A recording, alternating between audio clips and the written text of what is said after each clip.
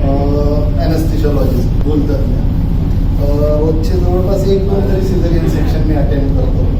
आणि एक जी भीती असते आईची टेबलवर, म्हणजे मी सिझेरियनचं सांगते असं नाही, डिलिव्हरीची पण, तर एक आमच्यावर जो एक वेगळा लोड असतो ते बाळ बाहेर येईपर्यंत असतो. आणि बाळ बाहेर आल्या आम्हाला पण एक वेगळा आनंद होतो आणि एक मीन्स टेन्स याच्यातनं आम्ही बाहेर आलो. आणि आम्ही ते काय म्हणून आम्ही म्हणजे एक्सप्रेस कसं करतो ते, तर फक्त त्या मदरला एक्सप्रेस करतो की तू आई झाली ग.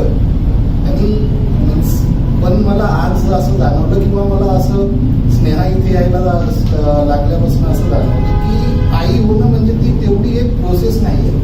बाळाची डिलिव्हरी होणं किंवा सिझेरियन होणं, बाळ जन्माला येणं म्हणजे एक दुसरा जीव तुमच्या जीवापासून वेगळा झाला म्हणजे आई होणं नाही आहे. तर आई होणं ही खूप मोठी प्रोसेस आहे आणि ती डिलिव्हरीलाच संपते असं नाही. मला असं वाटतं डिलिव्हरी किंवा यानंतर पण सुरू असते.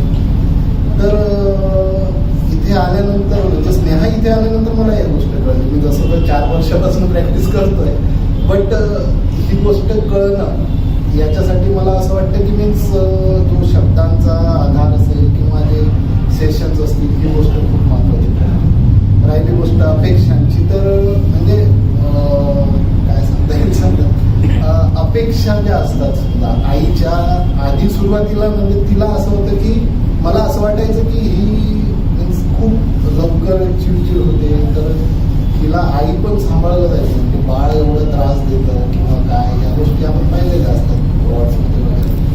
पण आता ती माझी आई सुद्धा झाली, ती माझी सुद्धा आई. तर मला वाटतं म्हणजे मी बिंदास्त असते की अरे आई पण